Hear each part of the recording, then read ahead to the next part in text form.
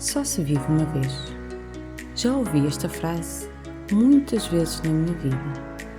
Sempre que estava prestes a perder uma festa dos meus amigos, não era invulgar que o familiar fomo me viesse.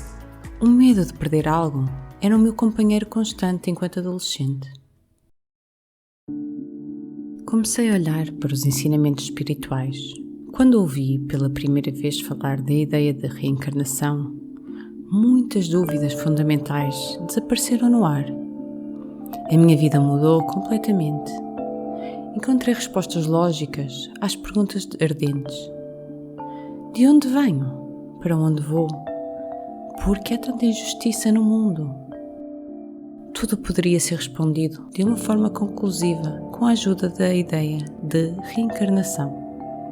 A reencarnação significa que um ser espiritual individual utiliza um corpo físico várias vezes para ir à Terra.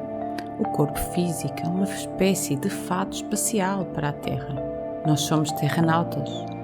O destino do indivíduo é essencialmente determinado pelos feitos em vidas terrestres anteriores.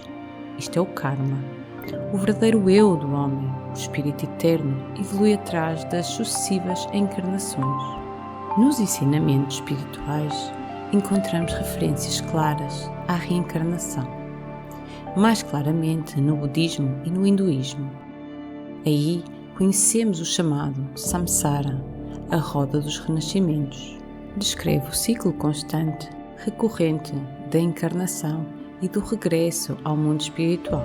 O Gilgul Neshamot é um elemento central da Cábala e descreve a doutrina da transmigração das almas, que é generalizada no misticismo judeu. As igrejas cristãs têm dúvidas acerca da nossa reencarnação. No entanto, encontramos referências à reencarnação nos evangelhos da Bíblia. Cristo refere-se a João Batista como Elias que veio de novo. O filósofo e cientista austríaco Rudolf Steiner disse: como ser humano físico, sou descendente de outros seres humanos físicos, pois tenho a mesma forma que toda a espécie humana. As características da espécie poderiam, portanto, ser adquiridas dentro da espécie por hereditariedade. Como ser humano espiritual, tenho a minha própria gestualidade, tal como tenho a minha própria biografia. Portanto, não posso ter este gesto de mais ninguém, a não ser de mim próprio. E como não entrei no mundo com dotes mentais indeterminados, mas com dotes mentais definidos, uma vez que o meu curso de vida, tal como expresso na minha biografia, é determinado por estes dotes, o meu trabalho sobre mim próprio não pode ter começado no meu nascimento. Devo ter existido como um homem espiritual antes do meu nascimento. Eu certamente não existia dos meus antepassados, pois eles são diferentes de mim como homens espirituais. A minha biografia não pode ser explicada a partir deles. Pelo contrário, como ser espiritual, devo ser a repetição de alguém cuja minha biografia pode ser explicada. Tal como a forma humana física é, uma vez e outra vez, uma repetição, uma replementação da espécie humana. Também o homem espiritual deve ser uma replementação do mesmo homem espiritual. Pois como homem espiritual, cada um é precisamente uma espécie própria.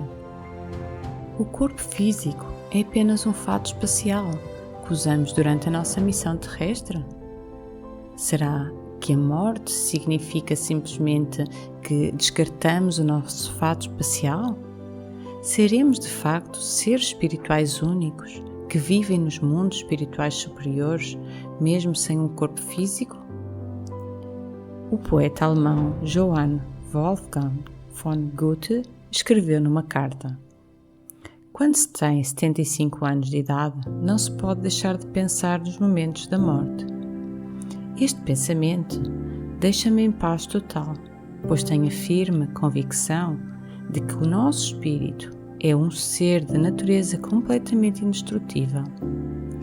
É um ser contínuo de eternidade em eternidade.